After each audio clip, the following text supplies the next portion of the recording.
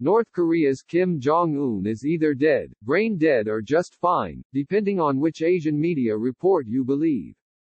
The dictator, nicknamed Rocket Man by President Trump for his love of missile launches and nukes, underwent a stent procedure earlier this month that started a swirl of international speculation.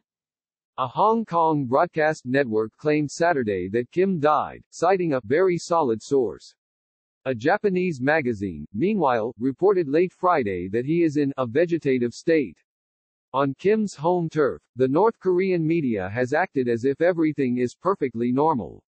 Other unconfirmed reports, attributed to senior Community Party sources in Beijing, claimed Kim succumbed when his surgeon botched the minor operation because his hands were shaking so badly.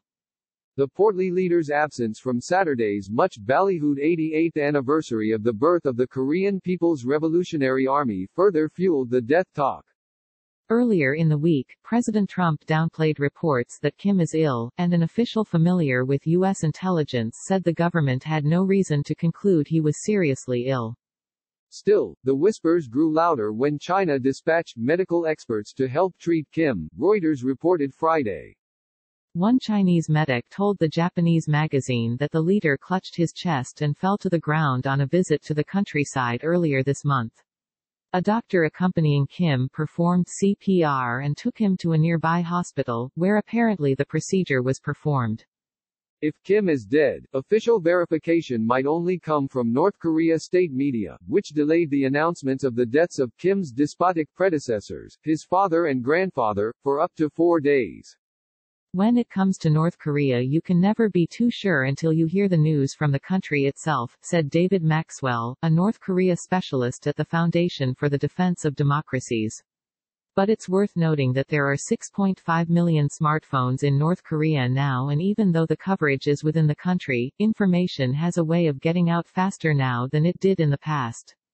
Maxwell theorized the coronavirus could have been a contributing factor if Kim turns out to be dead, especially since he has underlying conditions such as obesity, high blood pressure and diabetes. North Korea has claimed 0 COVID-19 cases but could be lying, Maxwell said. Kim has been supreme leader since 2011, when his father, Kim Jong Un, reportedly died of a heart attack. Kim Jong Il had succeeded his father, Kim Il-sung, who died of a heart attack in 1994. As for Kim's potential successor, the smart money is on his little sister, Kim Yo-jong, 31. She is thought to be the youngest child of Kim Jong-il's mistress Ko Yong-wei, who also gave birth to Kim and his older brother, Kim Jong-chol. Besides being Kim's chief aide, Kim Yo-jong is really the only family member left to take over. Kim had his older half-brother assassinated in Malaysia in 2017. And Kim Jong-chol, who is 3 years older and known to be a superfan of Eric Clapton, was once dismissed as too girlish by their father to run the murderous regime.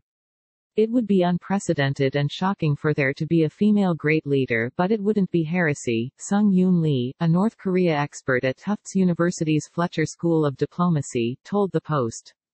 The need to keep power in the family trumps everything, including any traditions of chauvinism or misogyny in North Korea. North Korea will likely shut down every inch of the border in the event of Kim's death, Maxwell said, and the country's Politburo will meet behind closed doors to designate his successor.